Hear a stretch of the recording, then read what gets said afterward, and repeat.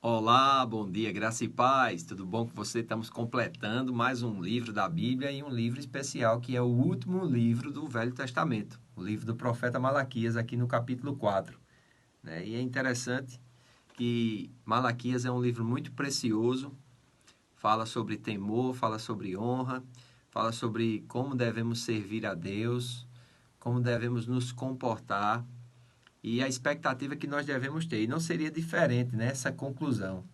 Essa conclusão ele vem exatamente referendar a diferença que vai acontecer entre aquele que teme a Deus e aquele que não teme. Amém? Então ele vem falando sobre a importância de se lembrar da lei de Deus. Aqui ele está falando para os judeus, então ele vai falar sobre a lei de Moisés, a importância de aprender a lei, conhecer a lei, memorizar a lei e praticar a lei de Moisés. Logo porque a prática da lei estava atrelada à bênção de Deus. Ele faz a profecia também sobre João Batista, que era o que viria preparar para que Jesus viesse na sua primeira vinda, e ainda vai lembrar também a promessa da segunda vinda. Nós precisamos nos lembrar que a igreja era um mistério no Velho Testamento. Amém? Então, essa vamos dizer assim, essa parada no relógio de Deus entre a 79ª e a 70ª semana da profecia de Daniel, esse período chamado de graça, eles não conseguiam enxergar. Na verdade, era um mistério que foi revelado através do Novo Testamento. Então, os escritores do Novo Testamento, eles trazem à luz a respeito desse tempo, que é o período dos gentios, onde o relógio de Deus iria parar para os judeus, abriria uma lacuna, né?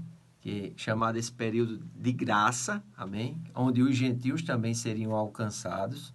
Agora, nesse momento, a palavra não é só pregada, ou não é só direcionada aos judeus, mas a todo mundo. E dentre os judeus e os gentios, nasceria um povo chamado de igreja, eclésia, aqueles que são chamados para fora. Todos nós que já nascemos de novo, todos nós que já fizemos Jesus como Senhor da nossa vida, nós estamos, vamos dizer assim, nessa categoria. O apóstolo Paulo fala isso quando ele escreve aos Coríntios, para que nós não sejamos pedra de tropeço nem para os judeus, nem para os gentios, nem para a igreja de Deus. Então ele tem essas três categorias: Velho Testamento, judeu e gentil; Novo Testamento, judeu, gentil e igreja de Deus. Amém?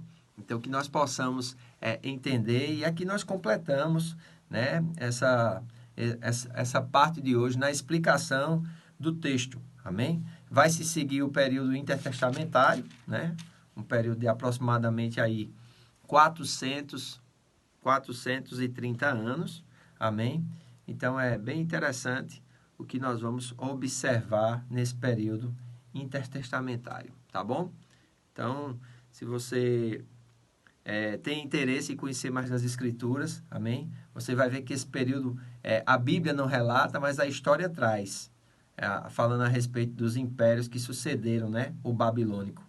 Então, nós vamos ver aqui o Império Grego, que foi muito importante, e do Império Grego eu quero destacar as cidades gregas, a língua grega e o pensamento grego, né? Nós vamos ver também o reinado de Alexandre o Grande, que durou de 336 a 323 a.C., muito conhecido na história. Vai haver também uma tradução da língua hebraica para a língua grega do Velho Testamento, chamada de Septuaginta. Então, os gregos vão se levantar e vão pegar 7 escribas judeus e vai fazer a tradução de todo o Velho Testamento hebraico dos judeus para o grego, né? E eles vão também polarizar a língua grega. Quando Jesus vem, já está debaixo de outro império, mas a língua mais falada é o grego, como o inglês é hoje para o mundo, o grego era para aquela época, né? E nós vamos ver depois do Império Grego, né, na Judéia um período de independência, que ali vai ter o período dos Macabeus e dos Seleucidas, né? E nós vamos ver também quando o Império Grego ele é dominado pelo Império Romano, amém? Então, Roma vai trazer as regras romanas, as estradas romanas e a lei romana. Né? Então, nós vamos ver isso.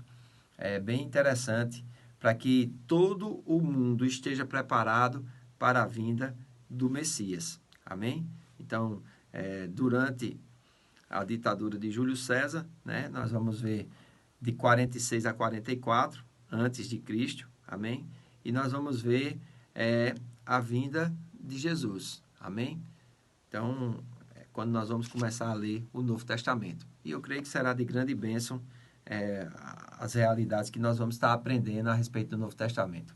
Vou ver como é que nós vamos começar, mas provavelmente nós vamos começar pelo Evangelho de Lucas e Atos dos Apóstolos. Aí nós vemos todo o contexto histórico, desde o nascimento de Jesus, amém? Até a primeira prisão de Paulo em Roma, com Atos 28. E ali continua a história da igreja.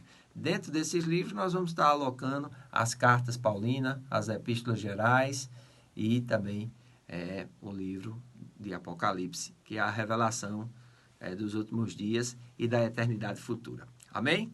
Então, que Deus abençoe você, tenha um bom dia.